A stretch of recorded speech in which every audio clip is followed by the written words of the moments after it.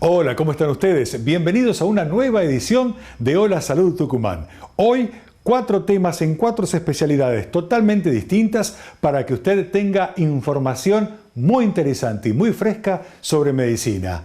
Hola Salud Tucumán es la forma fácil de entender la medicina. Comenzamos.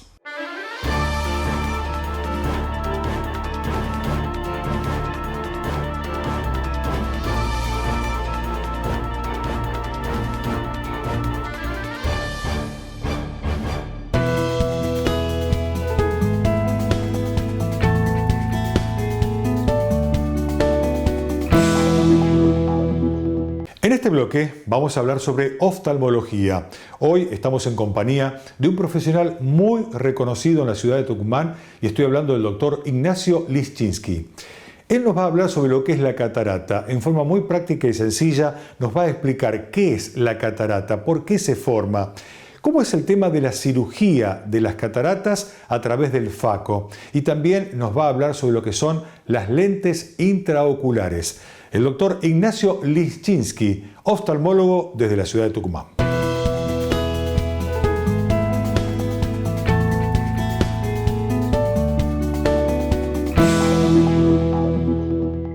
Cuando uno realiza la cirugía de catarata, la extracción del cristalino, que es una lente que tenemos todos dentro del ojito, que esa lente va a ponerse opaca con los años y va a hacer que la visión que entre al ojo va a empezar a tornarse primero borrosa, hasta que en un momento dado se la ve como fuera de foco. Cuando uno hace el diagnóstico correcto, que el problema es la opacidad del cristalino, esta lente que se va a extraer, entonces vamos a indicar la cirugía. En la cirugía vamos a realizar la extracción de este cristalino por una técnica llamada extracción de cataratas. La extracción de catarata pueden tener 2 tipos de técnicas hoy por hoy utilizadas, que es la facoemulsificación, que es la técnica de pequeña incisión, es la técnica con la que se realiza por medio de ultrasonido. Uno va a hacer la extracción del cristalino. Vamos a hacer por medio de una pequeña incisión, entrar con un instrumento para que se disgregue absolutamente por medio de ondas de ultrasonido el cristalino y pueda ser aspirado. Mientras que la otra técnica que todavía sigue siendo vigente para algunos casos de cataratas muy pero muy avanzadas, en donde todo el cristalino está demasiado duro para poder extraerlo con la facoemulsificación, con el ultrasonido, podremos hacer la cirugía llamada de extracapsular, que es una incisión que se hace una cirugía manual. Ahí no vamos a utilizar equipamientos, sino que vamos a hacer una cirugía manual en donde vamos a extraer el cristalino en su totalidad. Esa cirugía seguramente necesitará la colocación de puntos al finalizar la cirugía para tener un ojo en buenas condiciones y seguro al terminar la cirugía. Al sacar la catarata, uno va a colocar un lente intraocular dentro del ojito. Esta lente va a reemplazar el aumento que era encargado, que tenía como fin el cristalino anterior. Tenemos diferentes tipos de lentes para elegir. Tenemos lentes rígidas que todavía quedan en el mercado y lentes plegables. Hoy por hoy la mayoría tratamos de elegir lentes plegables porque vamos a poder colocarla por esa pequeña incisión por donde realizamos toda la cirugía.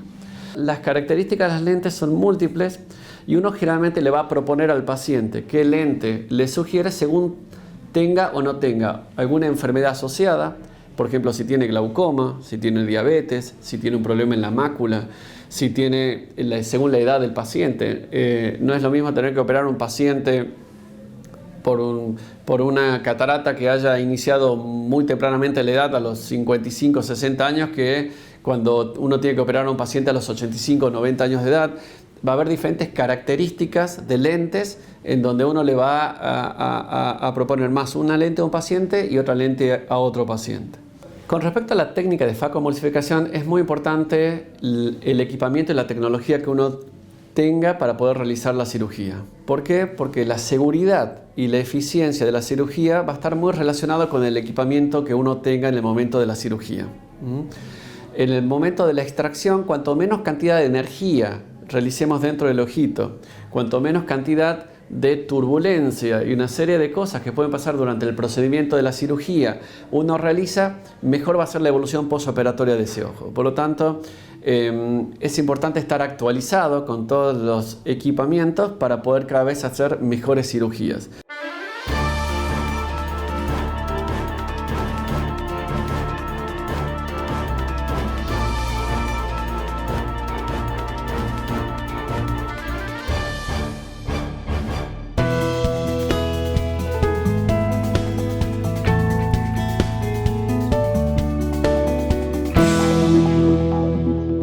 bloque vamos a hablar sobre úlceras, úlceras en las piernas. Son esas lesiones que se producen en la piel, que son profundas, especialmente en la zona que tiene que ver entre la rodilla y el tobillo de las personas, especialmente en la zona baja, que es normalmente donde se producen. También este tema está muy relacionado a las personas diabéticas. Los diabéticos con mucha frecuencia hacen úlceras en las piernas. Y el problema que tiene esta enfermedad, este problema o esta patología, es que cuesta mucho curarlo. Pasa mucho tiempo donde las personas intentan con distintos tratamientos y no es posible curarlos. Hoy el doctor Santiago Muñoz nos explica por qué es que se forman las úlceras, quiénes son las personas que pueden padecerlo y cómo tratarlo.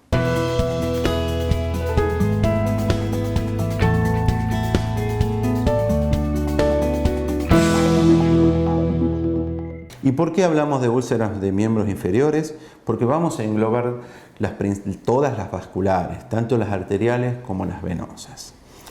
Comenzaremos diciendo que es una enfermedad que al paciente le da un grado de incapacidad. Afecta su persona, afecta sus sentimientos, la relación con su familia y con el medio ambiente. Es un paciente que se siente incómodo, una persona a la cual hay que darle una solución. ¿Y por qué encaramos a este paciente diciendo que tiene factores físicos y factores psicológicos? Porque el tratamiento de la úlcera tiene que ser hecha por un equipo multidisciplinario. Nosotros a la úlcera tenemos que tratarla en forma multidisciplinaria. ¿Y qué significa ese término tan utilizado en la comunidad médica y en la cual vas a escucharlo continuamente en todas las conferencias y entrevistas? Significa que nosotros los médicos fuimos haciendo diferentes especializaciones, nos fuimos enfocando en una cosa específica y vamos a juntarnos con otros colegas para darle una solución entre varios a esa persona, abarcando todas sus necesidades y requerimientos que necesite. Comenzaremos diciendo que cuando un paciente nos llega al consultorio para tratarse de una úlcera, tendremos que hacer una buena historia clínica. Luego de esa historia clínica, comenzar a ver qué otras necesidades tiene ese paciente.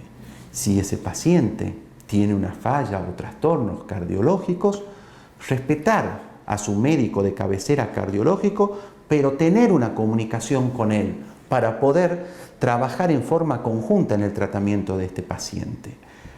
Y así sucesivamente con otras enfermedades, un paciente diabético, trabajar con los endocrinólogos. Un paciente con sobrepeso, muy difícil de tratarlo, trabajar con los nutricionistas, evaluarlo, ver cuáles son sus necesidades. Comenzar a enfocarlo al paciente desde varios puntos de vista, sobre todo que ese paciente esté contenido. Y nosotros, para poder contener a ese paciente, tenemos que tener en cuenta algo. Ese paciente tenemos que darle un tratamiento y una solución en lo que principalmente afecta a esa persona, que es el dolor. Es un paciente que nos dice: doctor, no aguanto el dolor de mis úlceras. De los 7 días me duele los 7 o 5 en el mejor de los casos. De noche no duermo, pierdo líquido. Bueno, ese paciente necesita tener una consulta con un especialista del dolor. La medicina ha ido evolucionando, la medicina ha ido cambiando. Vamos tratándolo de ver al paciente como una persona, un paciente que tiene necesidades y no van a ser satisfechas solamente por una especialidad. A ese paciente hay que calmarle el dolor. Nosotros, como flebólogos, trataremos la primera parte del dolor y un tratamiento general. Y a partir de ahí, dentro de nuestro equipo, si el paciente lo requiere, será derivado y tratado en forma conjunta, como hay que tratar a las úlceras venosas.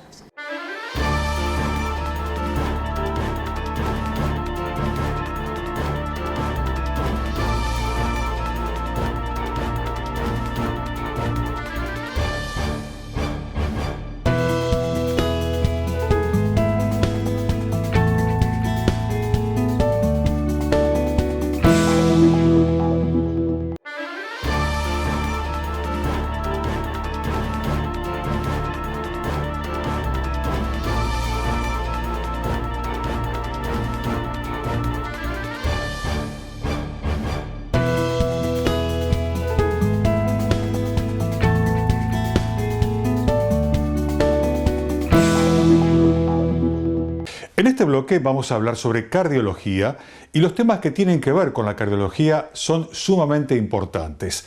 Hay una institución en la ciudad de San Miguel de Tucumán y que tiene que ver con las enfermedades cardiovasculares. Se llama ITEC, Instituto de Tucumán de Enfermedades del Corazón.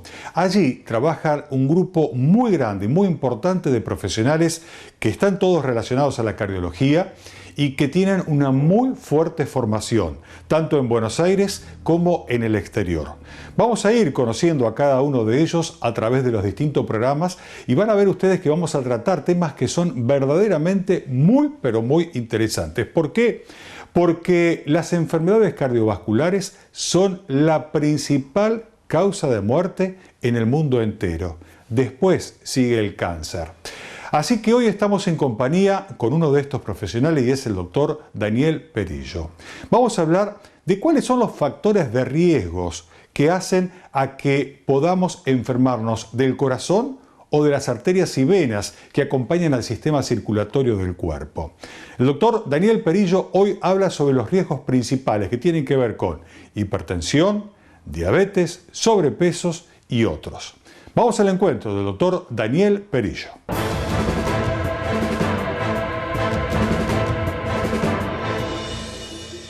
Bueno, los factores de riesgo, lo que nos interesan propiamente a nosotros los cardiólogos, en realidad están muy dispersos en la población. Lamentablemente todos tenemos al menos uno.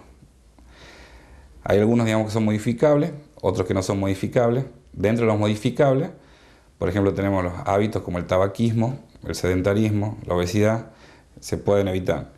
Otros que no se pueden evitar son la edad y el sexo. Otro factor de riesgo modificable sería la dislipemia, que también es algo que se puede controlar, y en algunos casos también la diabetes. Porque la diabetes también puede ser un factor de riesgo que podría, de acuerdo a si se hacen los recaudos necesarios, evitarse su desarrollo, con la edad. Entre estos factores de riesgo, los más complejos, los más complicados cuando se asocian, son la hipertensión con la diabetes. Esa asociación es bastante compleja, muy complicada, para cualquier persona que la tenga, y la peor parte de todo, es que mucha gente la tiene. Tanto diabéticos como hipertensos muchas veces no son diagnosticados, y en el momento que tienen, el diagnóstico realizado, ya pasó mucho tiempo de evolución de la enfermedad. Entonces, a partir de los 5 o 10 años de desarrollo de la enfermedad, sin ningún tipo de tratamiento, sin ningún tipo de control, las complicaciones, se avecinan, son más tempranas y mucho más difíciles de tratar. Por eso, un buen control de diabetes, un buen control de hipertensión son fundamentales para estos pacientes. Como así también la búsqueda, del colesterol elevado en el paciente, en esta clase de pacientes. Antes se hablaba de tratar de buscar lo que se llama hipercolesterolemia subclínica, o enfermedad arteriosclerótica subclínica, a través, de análisis de sangre, laboratorio, etcétera, etcétera. Pero se ha visto que los pacientes, que no tenían factores de riesgo, como que no es muy necesario buscarla. No así en aquellos pacientes que presentan uno o más factores de riesgo cardiovascular. Estos pacientes, son los que sí deberían ir a la consulta. Todo el mundo sabe, se ve gordito, sabe, que tiene presión alta. Algunas veces con los controles, por alguna otra causa, de azúcar en sangre, nota que está elevado, vaya a la consulta. Es preferible que nosotros le descartemos la enfermedad a que la persona no sepa que la padece. Tanto la hipertensión como la diabetes son enfermedades que no duelen. Al no doler, no consultan con el cardiólogo y únicamente llegan a nosotros cuando ya está, cuando ya la enfermedad hizo su trabajo y ya está, cursando con complicaciones, que es por eso cuando llegan acá, a nuestro consultorio. pacientes, digamos, con presiones que están por arriba de los 150, 170 milímetros de mercurio, que esa es su presión habitual, esa es su presión diaria. Y a partir de ahí sube mucho más cuando hace algún tipo de actividad física, y es cuando después tienen los eventos cerebrales y cardiovasculares. ¿Cómo se diría? Digamos, ese grupo de personas que, sabiendo que tienen la posibilidad de tener, digamos, esa enfermedad, o que ya la conocen, tienen que concurrir a la consulta. No esperando que les duela algo o que ya tengan algún evento cardiovascular.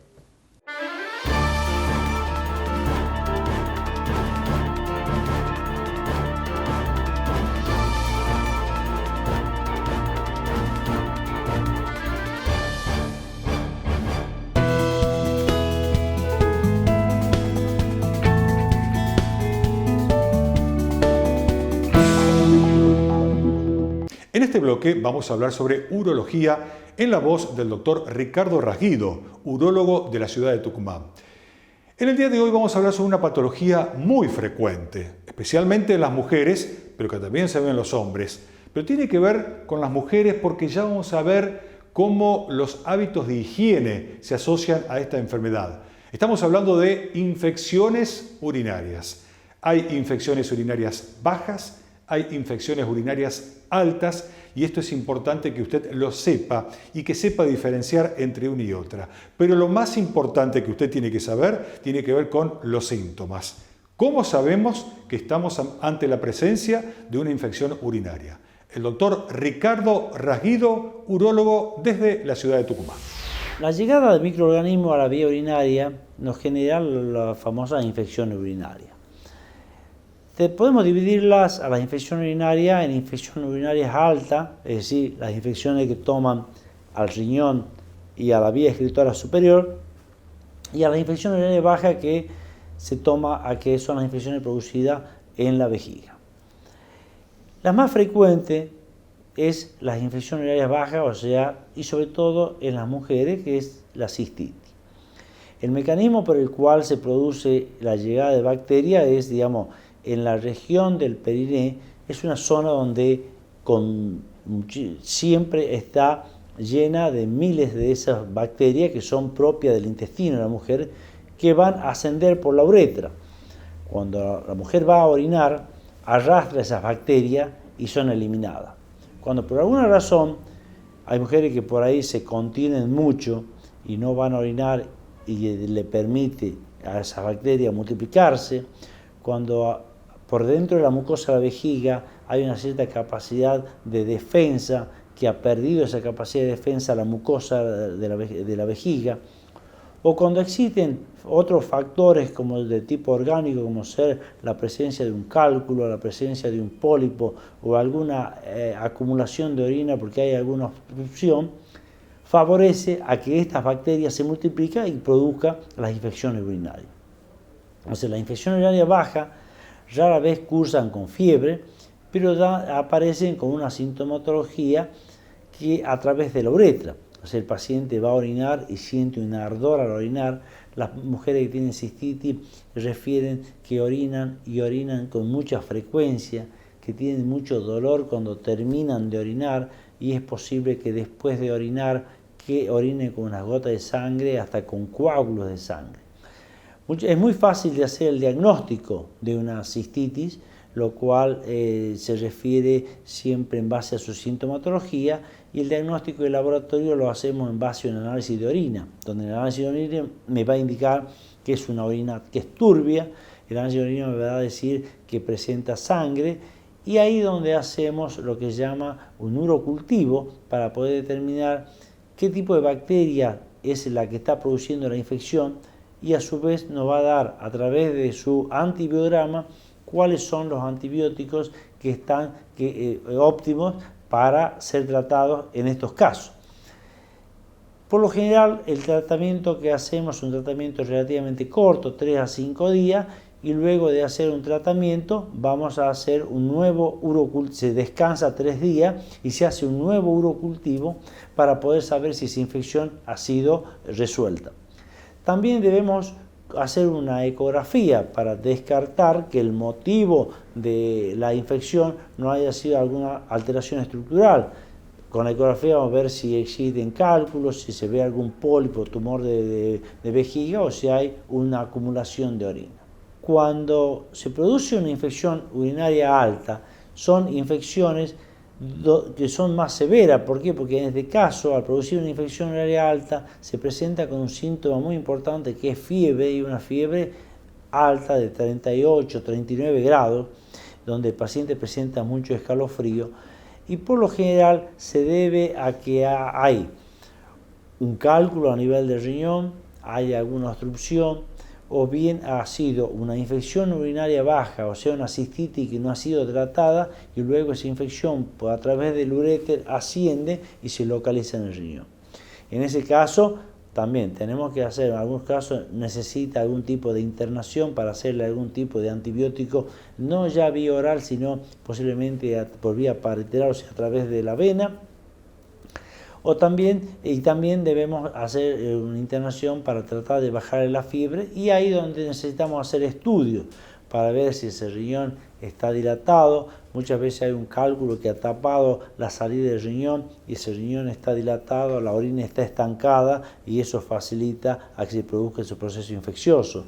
O bien hay una alteración congénita donde no le permite está un riñón dilatado que no permite el paso de la orina, y esa acumulación de orina se ha infectado y produce ese proceso de infección urinaria alta. Que si uno no resuelve ese proceso obstructivo, existe el riesgo de que se produce una uropionefrosis y una dilatación del riñón, que algunas veces, hasta si no es tratado correctamente, podemos llegar a perderlo al riñón, porque ese riñón se dilata tanto y más el proceso infeccioso lo altera ese riñón. Entonces, por eso es importante no solo el tratamiento para el agente infeccioso a través de antibióticos, sino estudiar al paciente a través de una ecografía, a través de una radiografía o una tomografía, para tratar de ver cuál es la causa que ha generado este proceso infeccioso y tratar de resolverlo, para evitar de que siga repitiendo estos procesos infecciosos.